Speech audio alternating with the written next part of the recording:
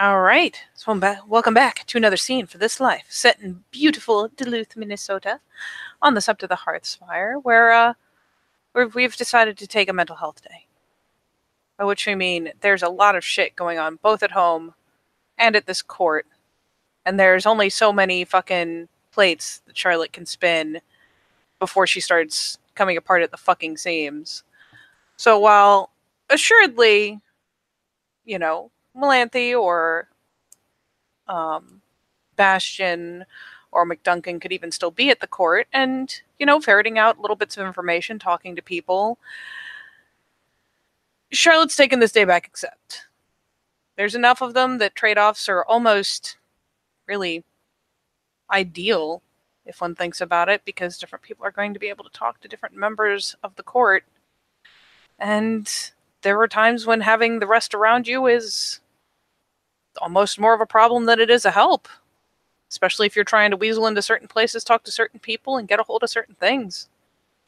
So Charlotte has done her level fucking best, but there comes a point where she's not sure where and how she can push any further without finding herself in some fucking hot water. And there is too much shit going on at home for her to ignore. So she spent last night at home, or at least came back that morning after staying at the lovely accommodations provided to them by God, what are they? The Von something?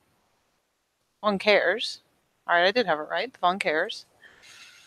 And yeah, she has been at her apartment for some of the morning, has come around Sept, and finally has secluded herself away in the garage, where she has, well, technically still 3 vehicles, albeit some are being stripped for parts for others. And yeah, there has been music blaring and plenty of clanging and blowtorching and just general fucking shenanigans as Charlotte is puttering around in a very fucking comfortable, but thankfully not very flammable sweater. And just kind of working on something that she can actually fucking tangibly affect and change without some sort of blowback.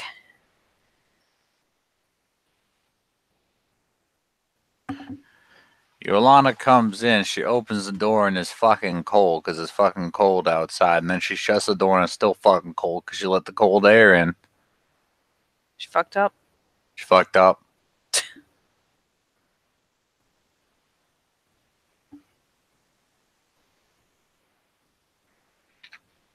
Yeah, there'll be a glance over when the cold, blows. I mean, even with her hair down, makes her hair kind of dance around a little bit. That cold hits the back of her neck, so she whips a glance around, even with the the blowtorch, the safety mask on. Finally, flicks off the blowtorch itself, lifts the mask up. Oh hey, what's up? Hello. And Yolanda fucking toddles off to the first thing that looks like it's a sittable fucking surface. Surprise, it's not. She immediately regrets this fucking decision and picks another one, and then picks another one, and then picks another Charlotte one. just She points towards the space heater. Just keeps fucking up, knocking shit over, and then putting it back up again. Till finally she just sits her ass on the floor like a child. I feel like Charlotte's just gonna watch this with kind of morbid fascination, because this is a fucking comedy movie level of knocking shit over and picking it back up and knocking it, and just she's kind of in awe. She's not even mad, she's just impressed.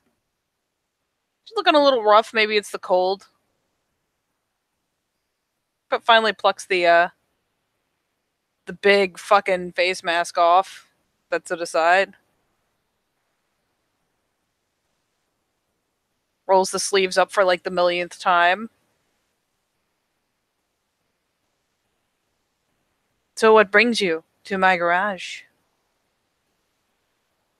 It's cold outside. Yeah, fair. It's fucking cold. Jesus Christ. You don't want to know the things I had to do to be able to plug in a space heater that fucking strong this part of the Sept. finally putters back over and like kind of leans a glance under the car, wrinkling her nose. Got it up on the fucking whatever the fuck that lift is called.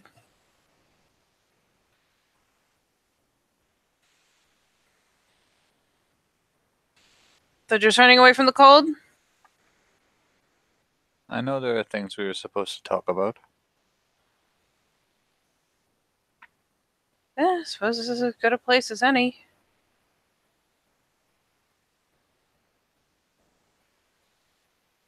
The way I am seeing things in the court of Wisconsin, I don't think Singald is telling you everything, and if he is, then I don't know what that means. Well, what you mean? Exactly. So, as they revealed to you on my prodding, the Bordeaux Arun Daniel very deftly put his clave through Cassidy's hand. What they did not deign to tell you is that what this began was a series of very close talks between those of Wolf's Maw and the Redmond family in Wisconsin. Oh? Finally, Yes. like, pokes her head down. Like, she's been kind of looking up on the undercarriage, futzing around with it, grimacing, and finally tips her head down and looks over. In a best case scenario, this is simply posturing. In a worst case scenario, they would be directly aligned with Wolf's Maw. You know, from what little I know about the Redmonds, she reaches a hand back up under the car again. They're really not fond of the Wolf Small crowd. Got some Apparently, history. well, apparently the intervention of a Silver Fang clave has caused hearts to mend. Yeah, but how butthurt's it gonna be over a fucking stabbing? Suppose that is a lot of permanent damage to a hand unless he got it fixed up. Did he get it fixed up? Kind of Yolanda pokes a just glance over. stares at you when you start talking about the get of Fenris and hurt feelings. She really does flick a curious glance over. Did he get it fixed up? I don't The know. hand's still working? I don't Fuck. know. That'd do it. Either way. If you want my opinion, Wolf's Maw is a means to an end in order for them to get back at the slight from the Bordeaux, perceived or otherwise. I think one of them would just have challenged him outright, and if both sides don't have a clave, it's not a fair fight. I Couldn't don't use it. know the psychology behind it. I just know that we possibly have things more complicated because that would put numbers a little more even in Wolf's Maw's favor. Yeah, it would. Never mind that it's my opinion that Singald is being set up to fail regardless. I mean, yeah, I don't know what she expects him to get. A Silver Fang court sending him over. I don't think she expects any of him, though I don't know much about how they hold court in Wolf's Maw. I actually don't either. I've never actually successfully had a kind of court situation. Usually she dismisses things and just talks. I think that if Wolf's Maw wanted Singald to succeed, they would not have sent Doomclaw to further inflame things. I mean, if they wanted peace, they wouldn't have pushed into their territory in the first place. Right now, I would say most of the excuse for this intervention revolves around Snow Queen, meaning that if we would like to take that excuse away from them, we would have to find a way to appease Snow Queen. Well, that much is fucking clear. There's gonna have to be some shit made up to Snow Queen. It is my opinion this needs to be done before Doomclaw and Daniel can cross swords. really nice if I could figure out a way to keep him from doing it at all, but yes. That would probably be the way, Raya. If we take away the blood cause, there can be no bloodshed, at least not under that particular banner. No, but they're still angling. There And will this is an always be angling. excuse, but Right, it's my duty to inform you that Harry did not send us to solve all of the problems. He simply sent us to get a peace, no matter how fleeting. she finally kind of wrinkles her nose, pulls both her hands down, wipes them off on a rag, very carefully instead of her jeans or her shirt. Yeah. Yeah.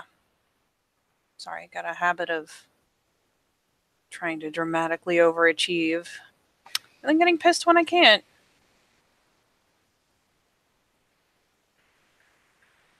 Other complicating factors are the O'Neills. I don't know what they will do in particular, but they are directly bannered under the Bordeaux and will probably side with whatever they say in public. Probably. I don't see where it's to their benefit to go to war. I don't see whether it's to their benefit to shake the boat any more than continue climbing. Which is what they're doing with a fucking vengeance, man. Indeed, the only way they could get more out of this is if they were to supplant the Bordeaux entirely. There's a thoughtful nose wrinkle.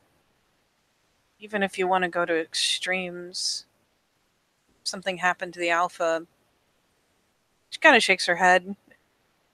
It would mean a push for a new Alpha, but it wouldn't mean that his mate retained anything or that her children did, and even then, they carry the Bordeaux name. These are not thoughts I want to delve deeper into. You should simply be aware. Fair enough. I really should talk to the Redmonds. You could.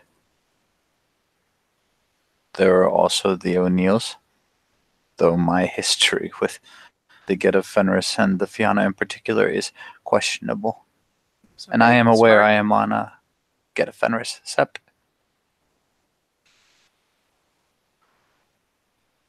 Do have a handy knack for saying the thing that makes the people go rawr.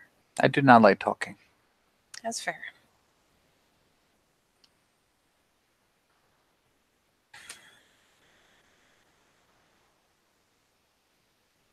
Yeah. And while we're talking unfortunate fucking facts, she finally grabs another rag that actually has a bucket of who knows what kind of sudsy water, but gives her hands a proper wash off.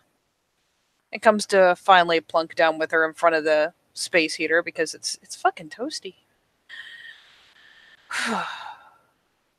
David's fucking gone. How did he die? Don't know.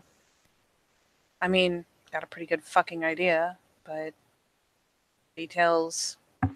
She kind of picks her hand up. Almost fucking ruined my phone. I'd been I know it was stupid, but I'd been texting him and I'd been calling him, hoping that maybe he was just. He had really rebellious moments, you know? Didn't like being on set, didn't like being around people. I thought maybe if he thought he could ignore it long enough, we'd leave him alone. And, so I called him a while back. And his voicemail had changed. And that's. She kind of pulls the lips into a bit of a line. Yeah. Sinister and the Forgotten singing. I see. So, That's unfortunate. I yeah. had invested a great deal in him. You're not the only one. When I heard that and got my shit back together, did it right out of the questing zone to be sure. It got a ping on his body. Knowing what we do about this pack's habits, I assume that the next time we see something wearing his face, we strike on sight, yes? Considering that I got a ping on a corpse, yeah. If something looks like him, it's not him. Already All right. told Anton. Kill call on off his sight it is. search. Yeah. I wish I could express more, but realistically, I only knew this young man for a few days before he Yeah. disappeared. I know. I would be more upset if you were to die. Kind of shoots over a bit of a both puzzled and amused and actually a little bit stunned glance. Oh, well, thanks. Yelena nods.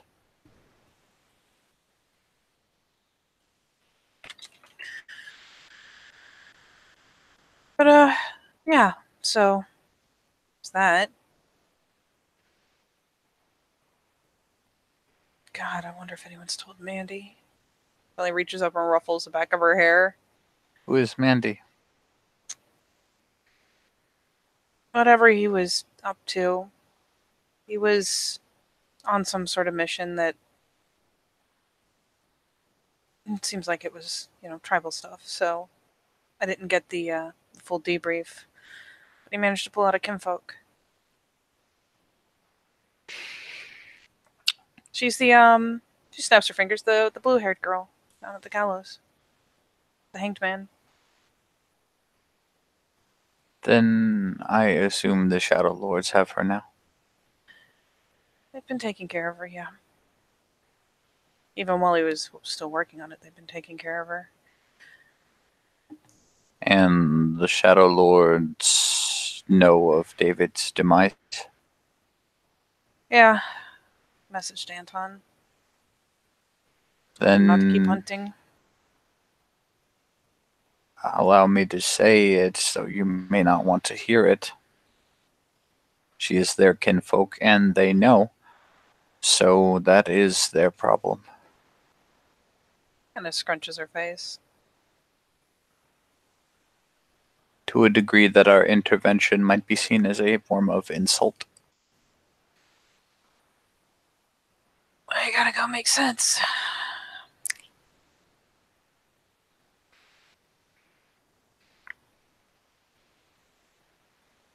I'm detached from the situation. You obviously care a great deal.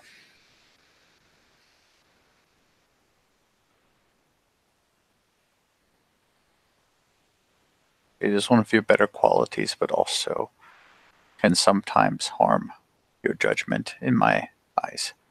Anyway. Does kind of harsh the whole unbiased vibe, don't it? Yes. I had been meaning to speak to you about this, but it's hard choosing my words without treading upon an Adrian, as it were. Well, we're eminently going to be Pack, and you're still a Philodox, which means as long as your message is a measured one, she kind of shrugs. First I'm going to do is tell you to fuck off. Okay. With this in mind, I think you are friends with too many people. There's a vague smirk.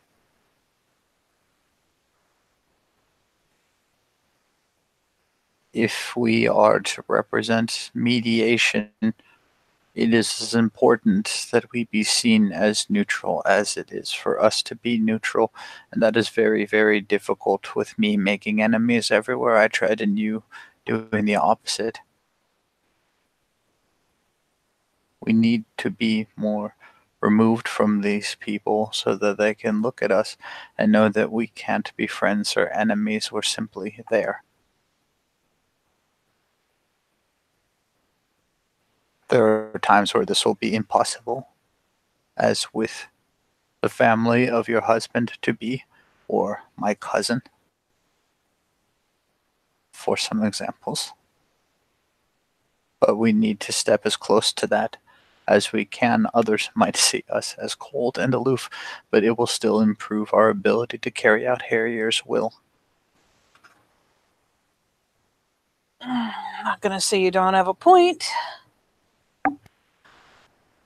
Because, yeah, that's the simple removed solution.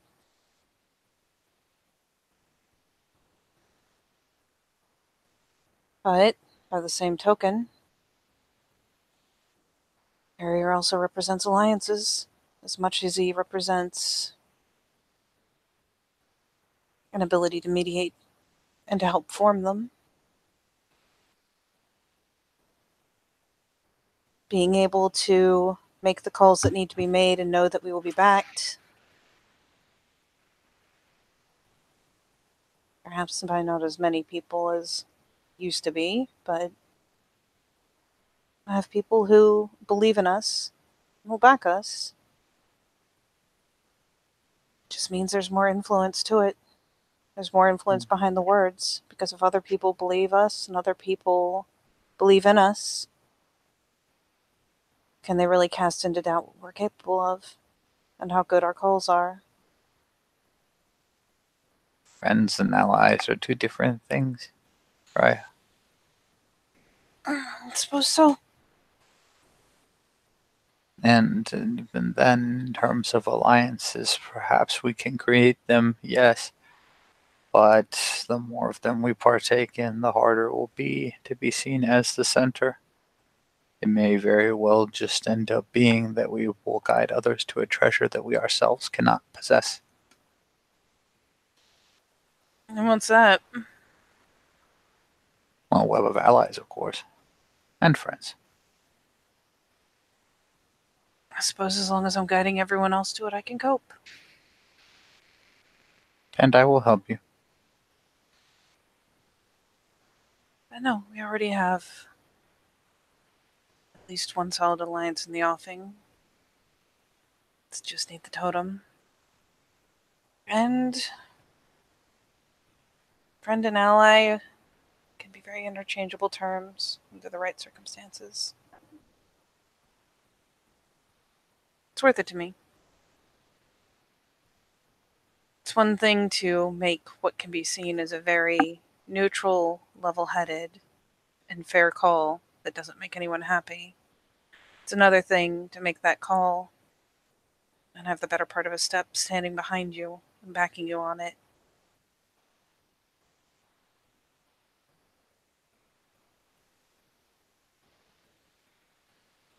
It's not why I make the friends I do. You can't deny that there's value in it beyond me just wanting to hold hands.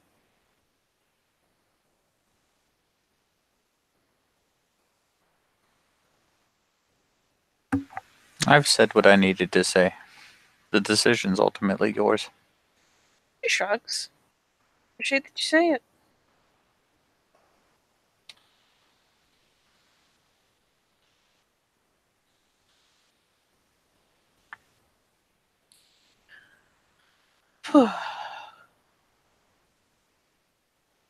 Mental health days are bullshit.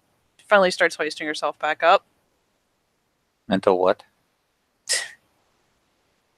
It's his back all over the shoulder with a grin. You wouldn't know what a mental health day is, would you? That, what? Alright, can I at least start with the term vacation? You'll get that one? Yes, I'm aware of this. Alright. So, the premise of a mental health day is that there comes a point where there's too much pressure for you to achieve anything, where you are under such a point of strain that you can't make a motion forward. So you take a day to recenter yourself, to put your feet on the ground so you can start moving again.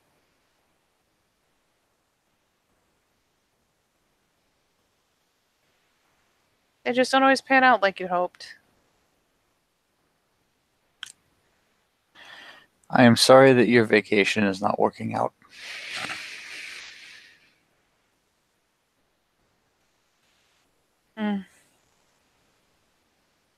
At a point with the Von Cares where I'm not sure where to move without setting someone off. So, taking a step back for a day, letting the other two see what they can get. Need to kick Bastion's ass over that goddamn moon bridge. Could probably get further than I can. Yeah. I don't have a lot of mobility in that place by myself. It's also where all the Cleoths are. Keep meeting Adrians. I could not tell you. I could not find a single one. There's got to be somewhere they gather. Perhaps they are all on the second floor of Von Care's home, and that is why I was not allowed there. Doubt it.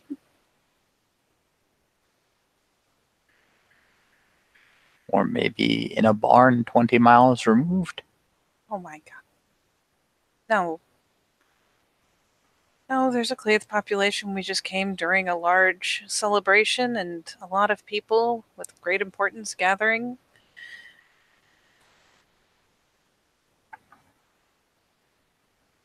But no, you still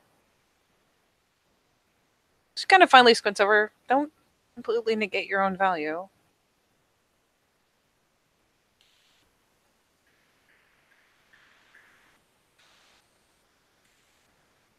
To them, Oh. I am an exotic oddity. So use it. It just stares at you.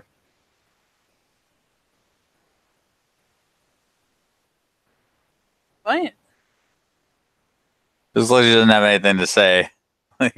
She finally grins, sticking the big old fucking metal mask on her head again. I'm an oddity too. It means there'll be certain indulgences because they're curious. Use them. Mm. I can do a lot more harm as an Adrian with indulgences than you can as a Cleoth. Cleoth's misstep. It happens all the time. You've got a little more leeway for mistake than I do. Yolanda slowly stares in the direction of the Tailsinger's territory. Yes, leeway. Can you imagine what would have happened if I'd said what you did? Leeway. Cleoths do silly things, say silly things, make mistakes. It's kind of the blessing and curse of being a Cleoth. I don't think a foreign sept is the place for me to be your jester, Raya. Don't be a jester.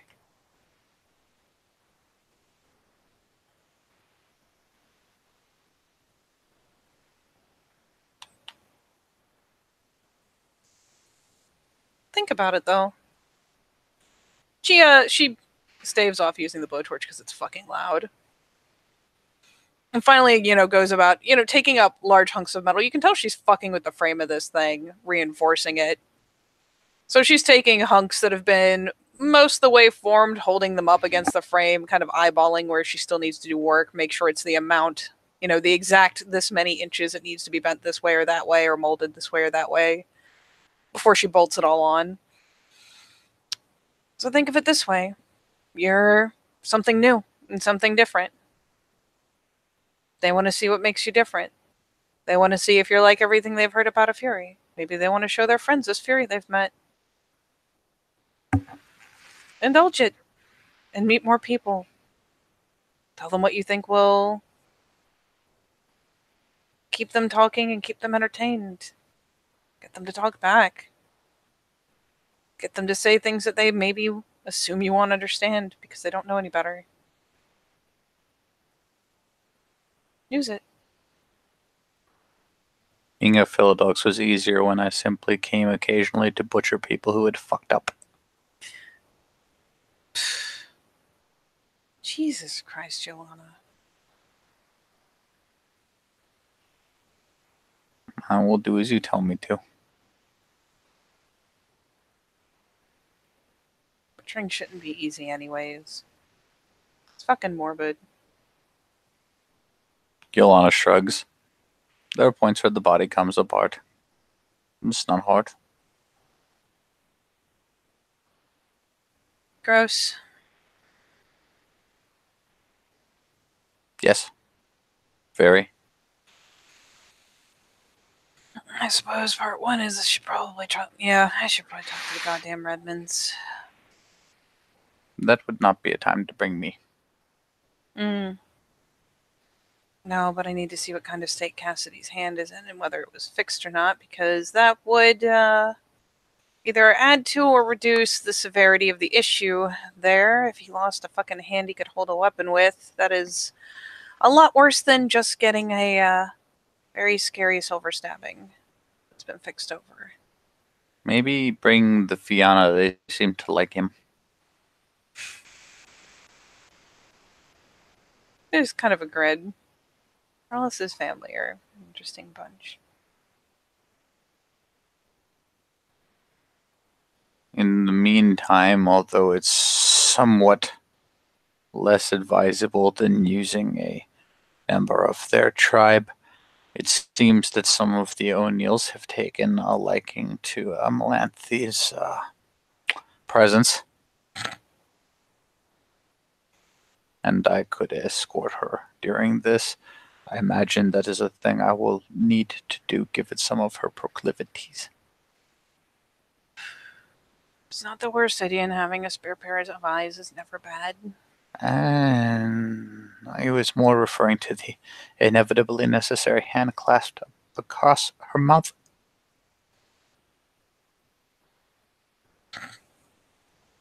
Raya.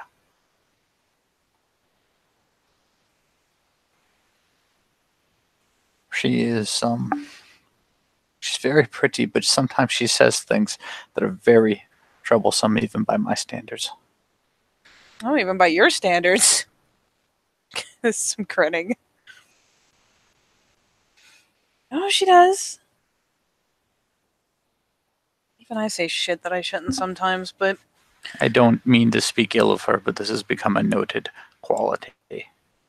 some would say it was a noted quality of you, too.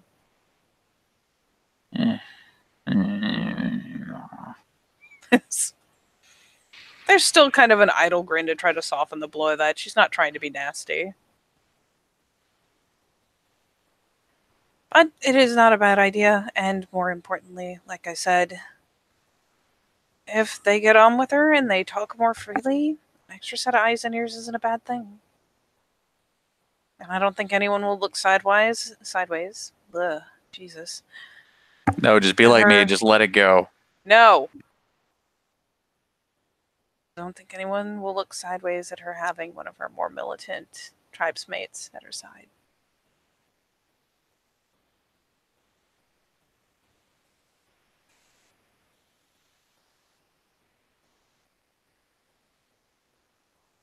Probably not, no.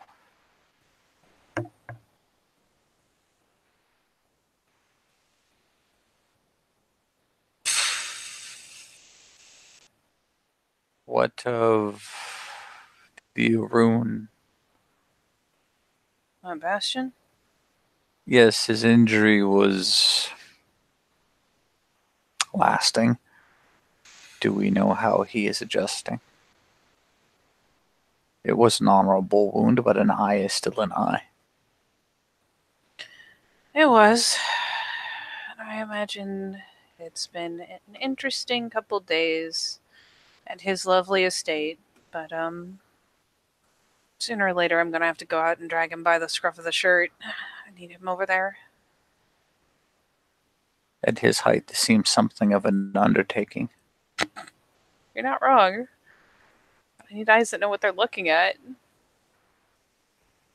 I have no doubt he would be valuable in terms of insight into the behavior of the Silverfangs. Yeah. Yeah, that's putting it lightly, yeah. The only thing I can't understand, not fully anyway, is the Von Cares and their place in all of this. I wish we had some historian who could give me more about their family. You could probably check their library. They've actually got a lot of records on things that we normally don't write down. I don't think they'd leave that in a place where even a guest, as we may be, could get their hands on them. That What would a be. vaunted family history. I I mean, yeah, you're gonna have to read between the lines, but it's still a start. I would put those things in a place where strangers could put their hands on them. No. Most people want their histories to be known. It's almost like the entire nation runs off of fucking how well people know the cool shit you've done. They do, but that's not what I'm interested in. Maybe, but it's reading between the lines.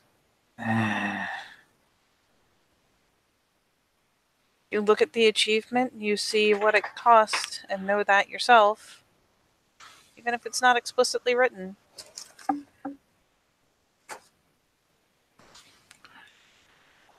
Put two and two together.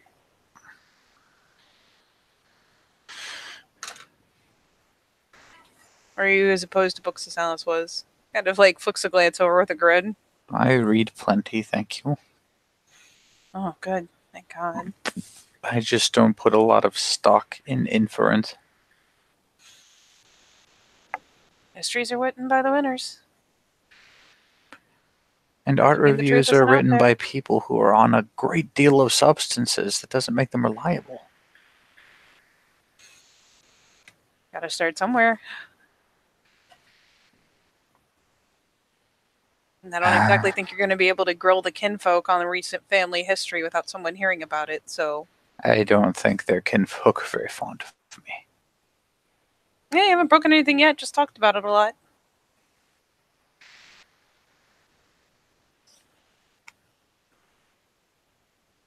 If at the least it would make me seem somewhat defanged, it would be a start. How is it defanged to be reading? Because it means I am not out and possibly causing trouble, which is a lot of what they're probably nervous about. Like I said, you're the one who was talking about knocking over $1,000-some in ancient vases. Well, if they hadn't packed their halls so tightly. It's a really wide hall. We could walk like 4 across and still not touch the They're ornaments on either large side. objects, precariously placed, no less. No, just try not to Like drunkenly stumble into anything and we'll be fine. Like the entire hallway was just this test. You're not the Tasmanian devil, Yolana. You know how to walk down the middle of a hallway.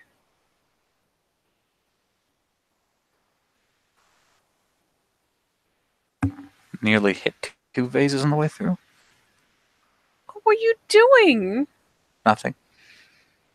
How? I got distracted. Don't get distracted. Yes, Raya. Just rubs her face. Leaves like an oily smear behind. That was not wise, Raya. What? Your face. Looks at her hand. Bucket. Unwashable.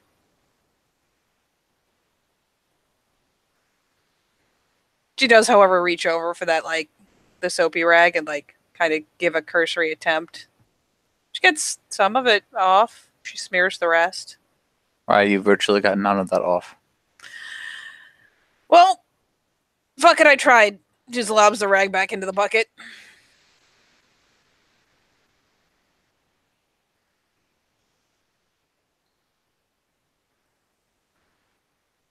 Hey, you want to see some shit I'm going to put on this fucking buggy? Sure. You'll get a kick out of this, too. Not sure how the fuck I'm going to wire it in up with everything else. But, totally going to do it. And she points up, she, like, walks around back to the back of the vehicle, gesturing up to the, quote, spare, where there's, you know, not an open panel showing the wheel, but there's obviously, like, that, protrusion from the trunk. So, this thing here isn't quite fully rounded. It's only, you know, semicircular, so it can do this. And she reaches up and fiddles with some of the half-place mechanisms. It, like, starts slowly yanking the wheel down to where it's on level with the others. Gives it a spin because nothing's really linked in yet, and it can move pretty freely. Hairpin turns, man.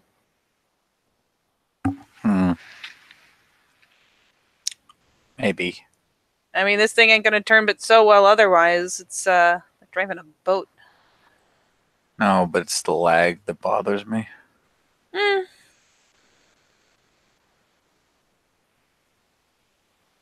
Could get good at it with some practice, and you know what? In a pinch, it might be fucking necessary. Maybe. I mean, think of it this way: what's going to take longer, a 70-point turn, or the time it takes to put down this fucking wheel and get this thing spun in a 180? Mm-hmm. It'll have to be tested extensively. Oh yeah, of course. Hope it works.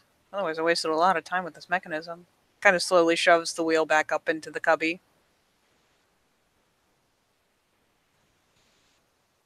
Already reinforcing the frame. Gonna see how much I can subtly add so it stays street legal. Shame we can't just throw fucking treads on it, but that would definitely stand out. Maybe we wouldn't have to worry about people going for the tires, though.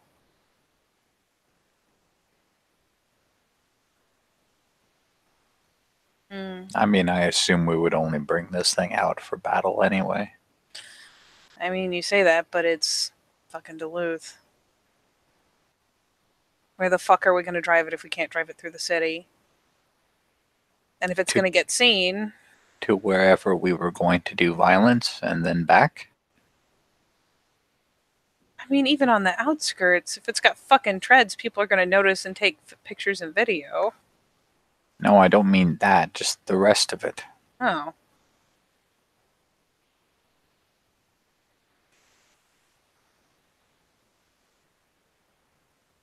Eh.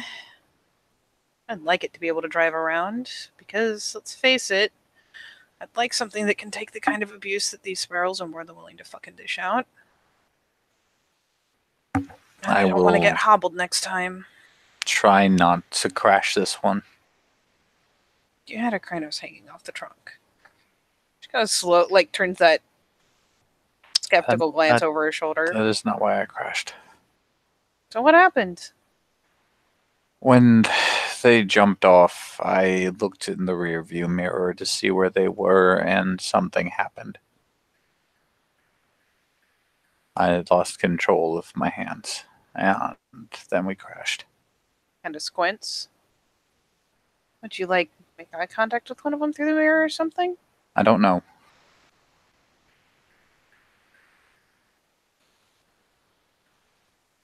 One second I had everything in hand, and then I didn't. And then we hit a wall. I'm not gonna lie, it's more superstition than fact, but I don't look that smiling bitch in the face if I can help it.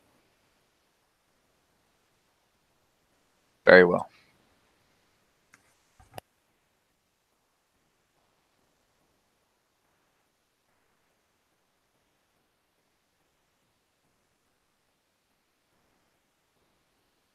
I wonder if Marcel still has that fucking dagger. I don't think Marcel's a big fan of us right now, Raya. Again, the kind of sardonic glance over the shoulder.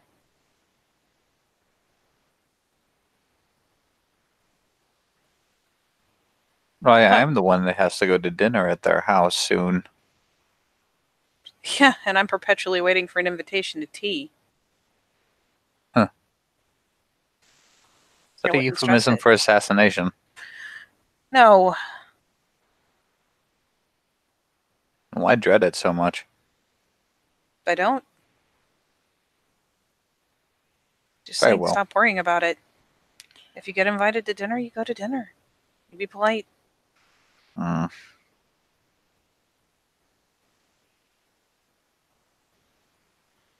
if I get invited to tea, finally, I'll do the same thing.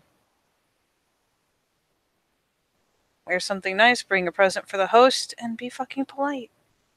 'Cause that's what you do.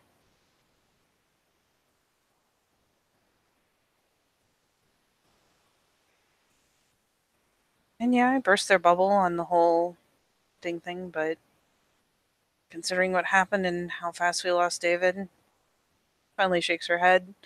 I don't think it would have made any difference, no matter who was out looking for him. Would have been nice to set some things on fire, though. Only if you're setting the right things on fire. Otherwise, they're just serial arsonists. Our definition of the right thing to set on fire might vary, right? Yeah, it might vary lightly. Ever so slightly. Mostly because I'm not into needless casualty. And just because those guys hide on a side of town doesn't mean that the people who are lucky enough to be their neighbors deserve to go up in flames.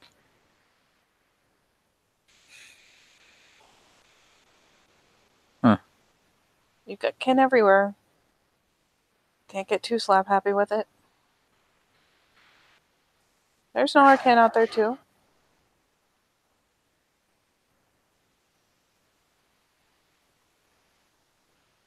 So be it.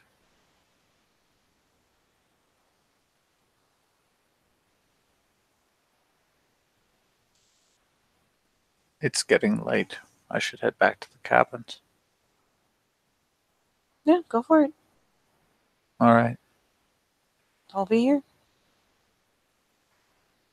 And Yolanda goes to, I don't know, go be in the cabins.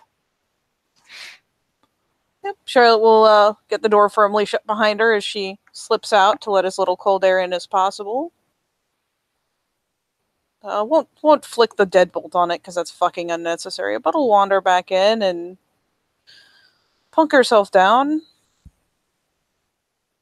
and just fucking sit for a long while after she's gone, rolling things around in her head. And unless you would like to do anything else, good sir? Nope.